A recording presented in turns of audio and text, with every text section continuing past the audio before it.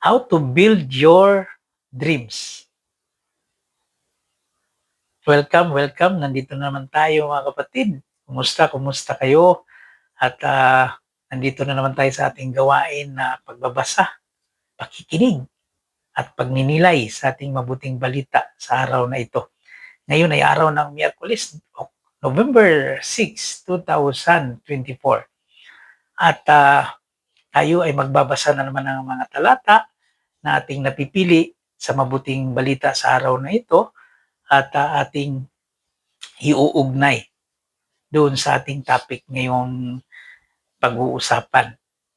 At napakaganda na ating topic ngayon kung paano natin bubuuin yung ating mga pangarap sa buhay. Lahat naman tayo may mga pangarap. Pangarap nating magiging financially free. Pangarap natin magkaroon ng time freedom para mas makasama natin ang ating mga anak. Mas may oras tayo. Pangarap natin na magkaroon ng malalim na ugnayan, malalim na relasyon sa ating Panginoon. Pangarap natin na magiging mabuting asawa tayo, mabuting ama, anak, at magiging mabuting good provider tayo sa ating pamilya. At pangarap natin na magkaroon ng katuparan, no, ating mga pangarap. Pero paano natin ito bubuuin?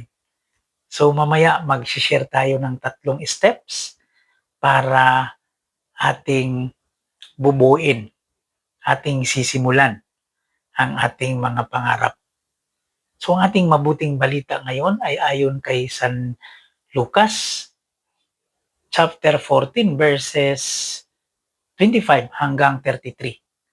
At ito yung talata na ating babasahin ngayon. Hindi maaaring maging alagad ko ang sino mang umibig sa kanyang ama at ina, asawa at mga anak, mga kapatid at maging sa sarili niyang buhay nang higit sa akin. Ang sino mang hindi magpasan ng sariling krus at sumunod sa akin ay hindi maaaring maging alagad ko. Kung ang isa sa inyo nagbabalak magtayo ng tore, hindi ba uupo muna siya at tatayahin ang magugugol para malaman kung may sapat siyang salaping may pagpapatapos niyon. At dito sa bandang hulian ng talata, gayon din naman, hindi maaring maging alagad ko ang sino man kung hindi niya tatalikdan ang lahat sa kanyang buhay. So malinaw mga kapatid no na napakagandang pagnilayan yung ating mabuting balita ngayon na talagang mamahalin natin ang ating Panginoon ng higit sa lahat para magiging tunay tayo na alagad ng ating Panginoon. Dahil yun naman ang itinuturo niya no sa kahit sa greatest commandments na sinasabi no na mahalin natin ang ating Panginoon ng buo nating pagkatao, buo nating lakas, buo nating kaluluwa. At kapag ginawa natin yun, dadaloy na kanya yung pag-ibig para ipamahagi natin sa iba. So manggagaling lahat sa Panginoon ang pag-ibig na yun. At yun ang ating ibibigay, padadaluyin para mahalin natin ating kapwa, ang ating mga magulang, ating mga anak, kahit sino man na kailangan nangunguna. Ating Panginoon, siya magiging source dapat ng ating buhay. Siya yung nagiging foundation ng ating buhay. Siya nagiging foundation sa ating mga pangarap.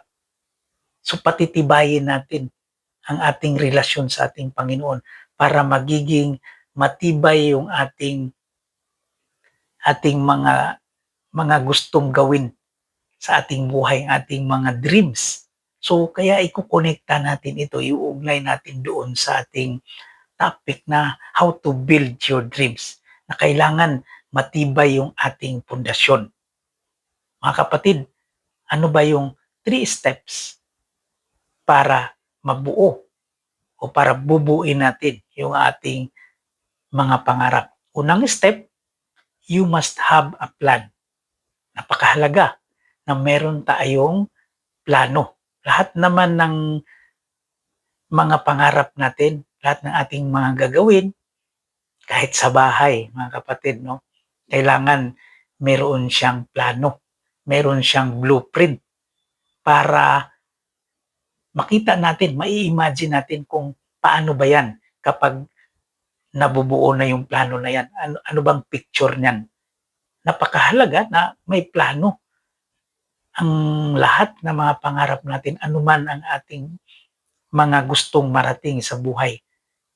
So, step 1 yun na dapat meron kang plano para ma-discern natin, para ma-adjust, ma-add, para ma-imagine natin yung realidad kung yung kabuuan ng ating pangarap. So, napakahalaga. Step 1, you must have a plan.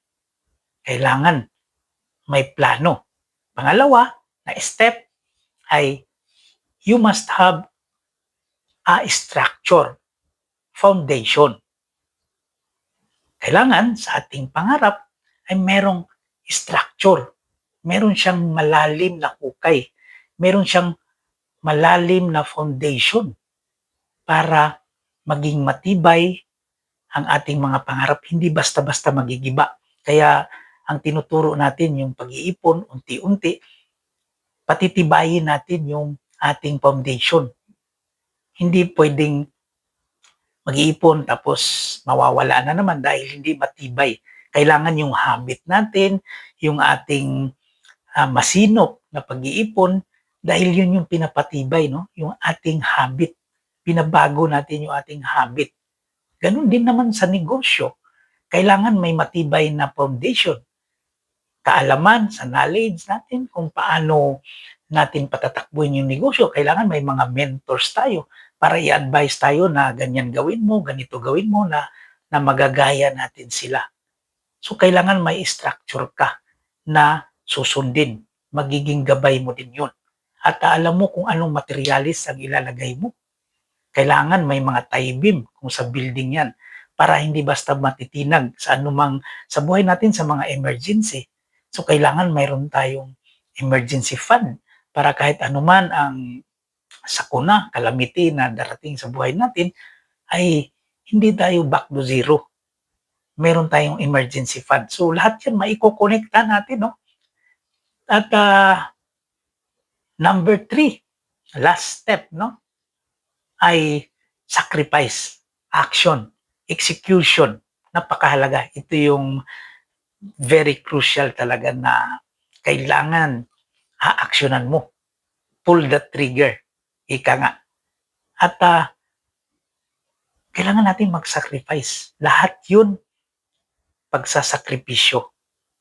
Lahat yun talagang gagawin natin na tayo ay mag-sacrifice. Mahirap sa umpisa. Kapag ang bahay, kapag itinayo, dapat doon ang matibay sa ilalim. Kasi kapag hindi matibay, kahit maganda yung labas niya, pero walang maayos na foundation sa ilalim, magigiba yun. So dito sa action natin, kailangan mag-sacrifice tayo. Kailangan mayroon talagang action tayong gagawin kasi lahat ng plano, kung maganda structure mo, maganda yung plano mo sa iyong pangarap, pero wala ka namang action, wala kang pagsasacrifice, wala kang execution. So, useless ang lahat.